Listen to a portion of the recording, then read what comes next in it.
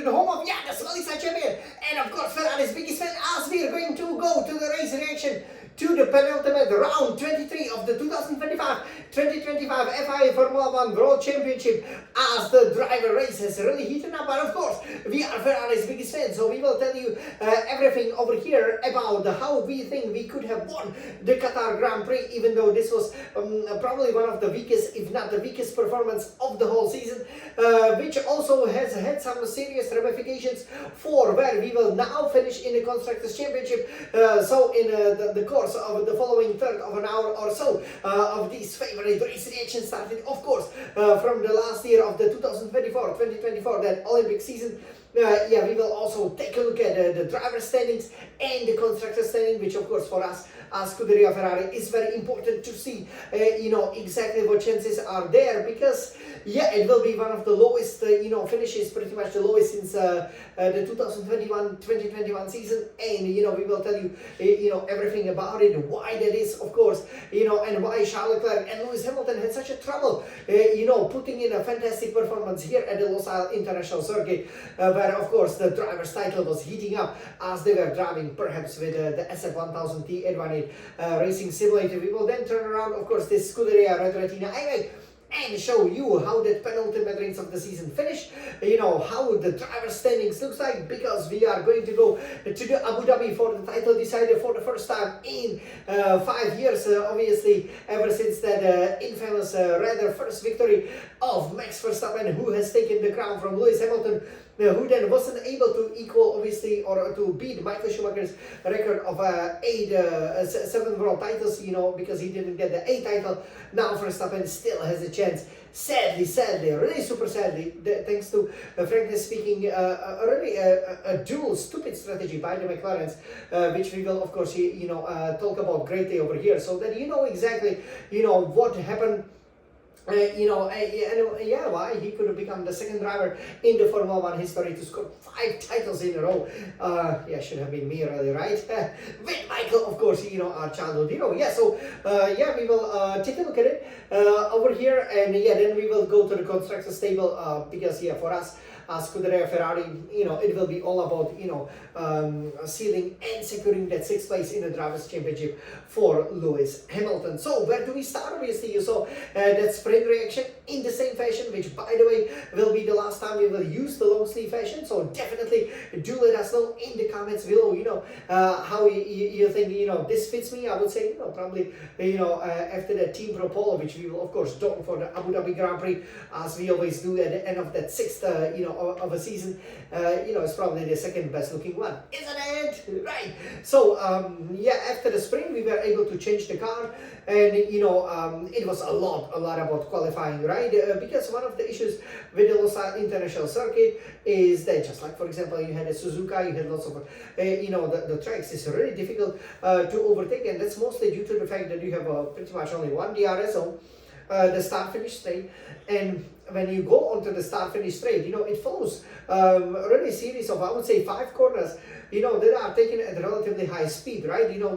That amazing, the triple right-hander, where you can see the World Cup Stadium, that you take, pretty much in a high 7 gears, as I've seen, most of the drivers taking it, which of course, creates a lot of the dirty air, right? So it's really difficult to, stuck right behind, the driver, and if you are, roughly around 1 second behind, it's, then you are getting the effect of that turbulent, as we call it, that dirty air, which is really a turbulent air, because as you turn in right, and the wing produce kind of this pattern, of course, what that means is that, you will not get, the same amount of downforce that you get if you're running in that clean air. That is the king, as so many drivers like to say in 2025. So, it was pretty much, all about the qualifying. We qualified 9th and 18th over here, right, for the sprint. So, because you knew that due to the nature of the corners, right, even that final corner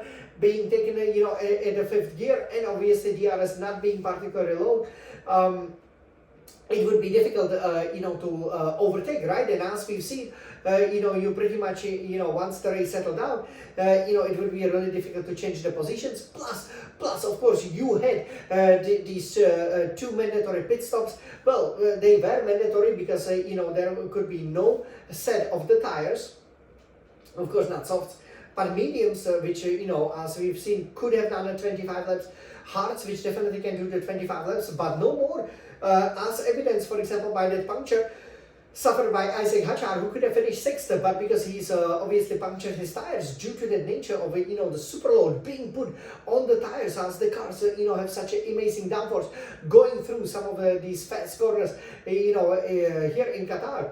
We basically wanted to avoid that, right? A lot of the teams, it would be a one stopper, probably medium to hard, and if it's a one stopper, of course, the big question would be, for example, okay, if you do 30 or more laps, if there are going to be several punctures, you don't want it to influence the championship, even though I would say that this rule that was, of course, done for the 2023 edition, but was dropped last year, was also introduced, I would say, to help a little bit the Red Bulls to mitigate, obviously, that supreme tire wear of the McLaren boys. Well, for us, though, we had to focus. We knew, that where we qualify is very likely where we will finish, unless we have a blistering or a terrible start.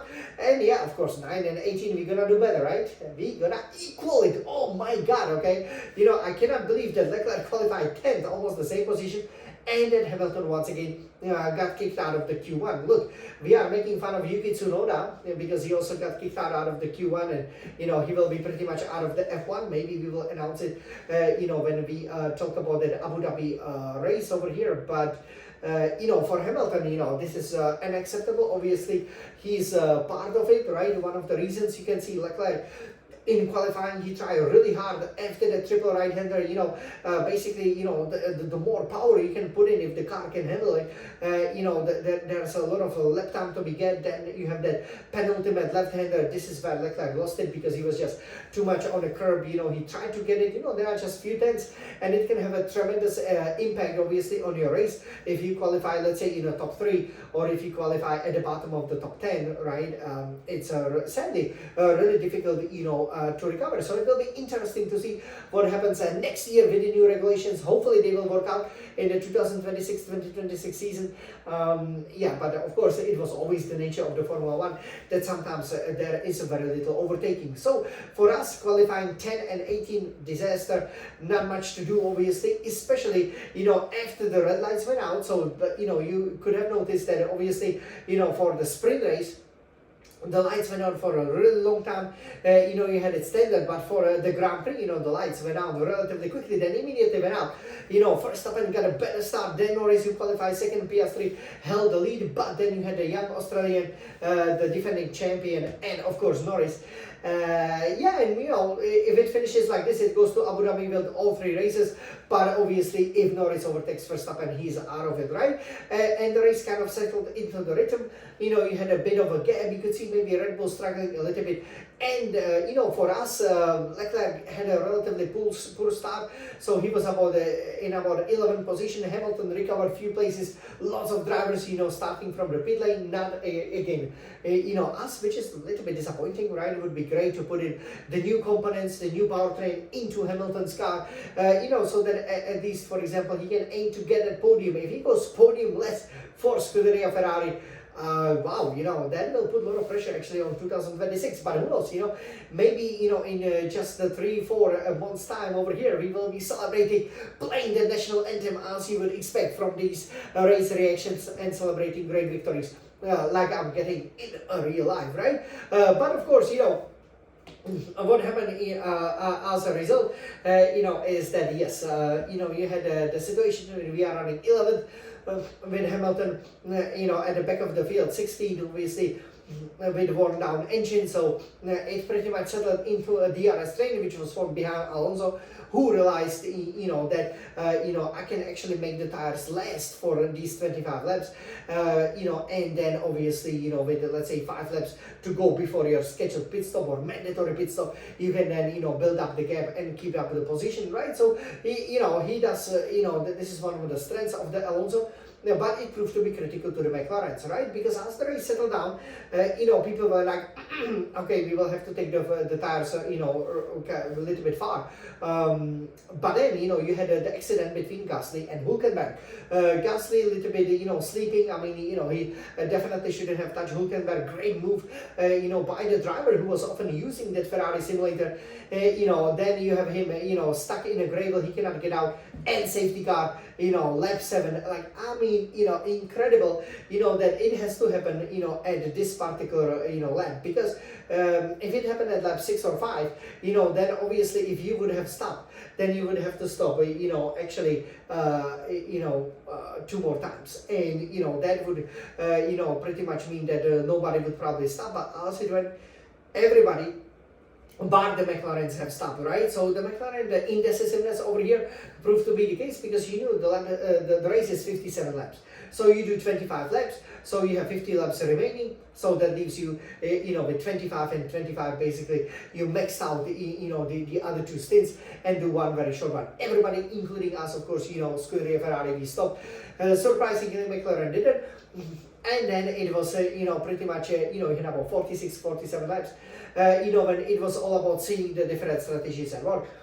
And of course, McLaren has thrown away, and the coughing is back. Of course, a really, really good result over here. For us, obviously, we benefited, from the fact that Gasly, Hülkenberg, that they had a coming together. That obviously also, Hajar suffered that puncture, so Leclerc could at least finish 8th. Hamilton then made it to 12th, because we were obviously 11 and 15. But, this is a disaster. We couldn't have really, done any overtaking, and you could see that evident even when, as obviously the McLaren boys tried to build the gap but couldn't. There were 2 drivers, Sainz, obviously the former Ferrari driver, and Antonelli, obviously. My family are big fans of it, who was kind of the lone Mercedes there in the finals. George Russell had problems in the first lap, and you could have seen, that when you had the tire offset, it was possible to overtake, but, even Piastri had to jump, for example, Antonelli into the turn 1, with a really daring move, and then he couldn't even overtake Sainz on the track, despite the fact that he had the tires that were, pretty much almost 20 laps fresher. And this really shows, that it would be difficult to overtake. And as a result, of course, that kind of the 10-15 seconds, that you get under the safety car is really, really handy. McLaren didn't take it, and as a result, has pretty much handed again. McLaren is, the team obviously we love. Formula 1, so we know that they love to throw away the title. I mean, in 1999, Eddie Irvine, a Ferrari driver, could have won the title when Michael Schumacher has broken his leg, because McLaren with Häkkinen and obviously Coulthard as well were simply unable, to really decide the championship. So even our number 2 driver, so to speak, could have easily beaten them, and then obviously Michael had these 5 titles in a row, and now having McLaren trying to stop Verstappen from getting 5 titles in a row, I don't know, I will be praying to the lucky stars in Abu Dhabi. Hopefully somebody takes away that terrible cheating Dutchman, but this was a strategic blunder, and of course it then meant that, for example, Norris, was then sent away, 13 laps to go, on these, wide tires, the hard tires, and, could only overtake Antonelli because he made a mistake, which obviously, due to his age, a bit of an inexperience, of course, makes sense. But thankfully he made that mistake, because it can have a crucial implications for the championship, right? And you can see that Norris, for example, finished right on the gearbox of Carlos Sainz, but unable to overtake him. So yeah, oh my God, lots of happening, in a race with little overtaking, but obviously, in terms of the championship, this is another strategic mistake by McLaren, and I just wish it was us fighting it. Sometimes we get blamed for a strategy. Obviously here, we couldn't have done much in it. Look at Tsunoda, for example. He did so well in sprint, only finished 10th because in a Red Bull that Verstappen took to the victory, because when you're in a field you cannot overtake. But yeah, if you make some big strategic mistake, like for example what McLaren's did, you throw away first, third place to second and fourth, which can be very costly in the championship. So let's take a look at the Scuderia Red Retina iMac over here to see how the Qatar Grand Prix finished over here. I hope we can see it. It's a very lovely with the super resolution, but no handsome, very bad driver, winning over here, and we were really hoping that he's finally gonna be out of it. But it's incredible that FIA implements this rule. I mean, it should be up to the teams, right? You decide when you wanna stop, right? I mean, you can see if the tires, are able to, get punctured or not. Then, yeah, now we basically, just helping him, just like in Mexico, of course, just like in Las Vegas, with a double disqualification of the McLaren. So Verstappen winning relatively easily from Piastri, for whom, this makes the title chances really difficult. He looked to be on course, to really put a fight to Norris. He finished 8 seconds behind, really fought hard, but obviously the bad strategy. These 10-15 seconds that he lost to Verstappen, absolutely crucial, otherwise he would have won the Qatar again. Third, Carlos Sainz obviously celebrating a lot, and he got lucky pretty much, with the right strategy, with the fact that the Mercedes gave out the position, when they had to, for example, a double stack, with Antonelli and Russell, and he emerged in front of Antonelli, and great result by him.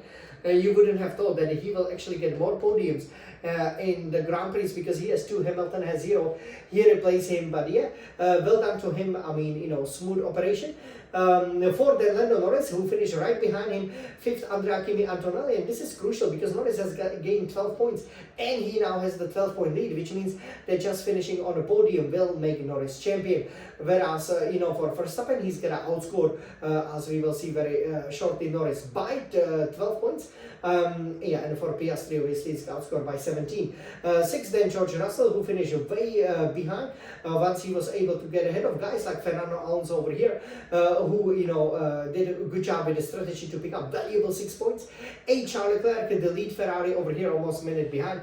A terrible race, and it's just a real pity because, again, if we qualified, for example, where Antonelli did, or just where Sainz did, we could have been on a podium and it would have been quite different. 9, Liam Lawson, and then Yuki Tsunoda, Lewis Hamilton, not even there because he finished 12.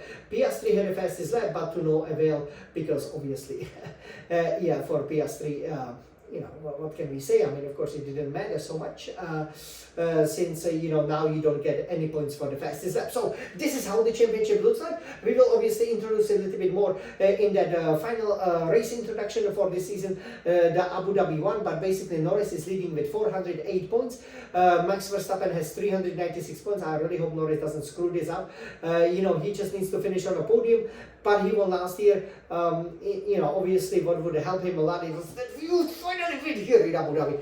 I'm perfect in Abu Dhabi. I can't believe, that we haven't won a single Grand Prix over here, basically under the shadows of the Ferrari world. It's like second home, sweet home, and we've never won there in over 15 years. So, who knows? It will be quite interesting. Maybe some other drivers will be able to outpace, especially the orange McLarens. But it looks like, they were very strong in Bahrain, obviously, here in Qatar, in Saudi Arabia, similar conditions. I wouldn't be surprised if they look at the front row. For Oscar Piastri, so obviously he's on 392 points, right? So as you can see behind, he's 16 points behind Norris. So, what we also have to understand that these 7 drivers, obviously they score 7 victories apiece. Then, of course, you only have George Russell, scoring these, 2, impressive wins, for him. So what that basically means over here is relatively simple. So what it means is that if you have in this particular situation, a tie on points, then whoever would have won the race in Abu Dhabi is, of course, gonna be a champion. But also depending, on the other result or on the countdown, if they finish equal on points, if it goes to the second places, so that's how the comeback works, right? You go from first place, second place. So in case none of them would have won and they would have had the same amount of points, for example, Verstappen finishes second, gets 18 points, Norris finishes 7, gets 6 points, and they will be equal on points. Norris would be champion because he has lots of second places, I believe 7 or 8 of them, whereas Verstappen only got 5, Piastri now 3, right, after today's second place. So over here we will see again for Norris, that means that a podium makes him a champion. For Verstappen, a win, Norris out of the podium makes him a champion. For Piastri, he has to win, then automatically he will have more points than Verstappen, so he would be out of the equation. And yeah, Lando Norris, that's 16 points over here. So basically, if Norris picks up 5th place, then there's nothing Piastri can do about it. But if Norris finishes 6th, Piastri wins, then Piastri is a champion. So it's a relatively simple math. All the eyes will be there. Then 4th, George Russell, Mercedes, 309 points.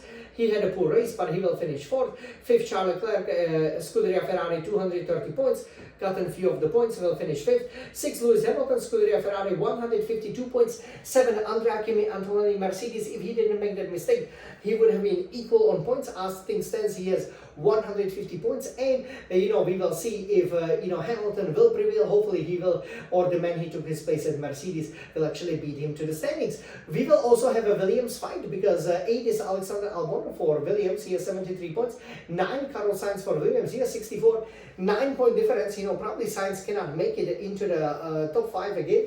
But if he can, with Albon's relatively quiet performances in the second half of the season, it would be really interesting if he overhauled him, considering that he was nowhere after the, for example, Monza race, which marked the end of the second third of the season. 10, Isaac Hacha, Racing Bulls, 51 points. Obviously, if he didn't get the puncture, he would have almost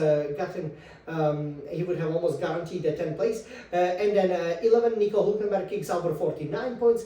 12, Fernando Alonso, Aston Martin, 48 points. 13, Oliver Berman has 41 points. 14, Liam Lawson, Racing Bulls, 38 points. 15, Yuki Tsunoda, Red Bull Racing, gotten 1 point, 33 points. And that point is absolutely crucial.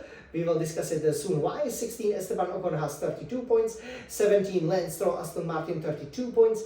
18, Pierre Gasly, Alpine, 22 points. 19, Gabriel Bortoleto, Kick Sauber, 19 points. Franco Colapinto, of course, 20, and Alpine, 0 points. 21st, Jack Doohan, 0 points. They got no points, and looks like it will stay like that till the rest of the season. So this is the Drivers' Championship.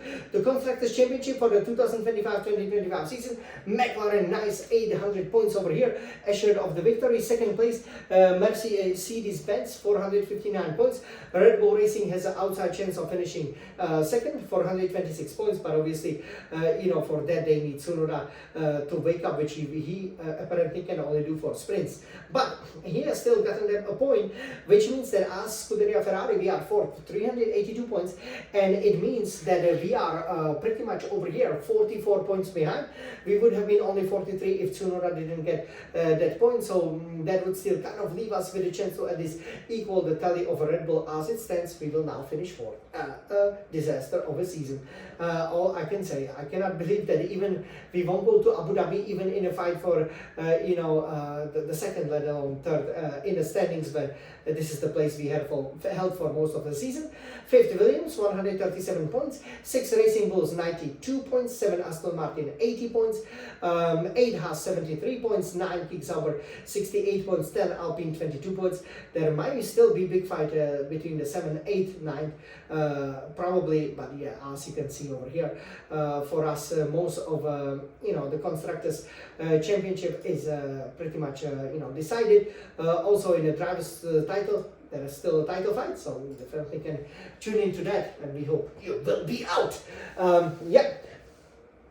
So disappointing all around, because you've probably seen my race. It happens very, very rarely that I suffer, from some mechanical issues. But yeah, in that Qatar race, I had the issue with the battery. So I described it with the race reaction. I'm sure you were loving that race.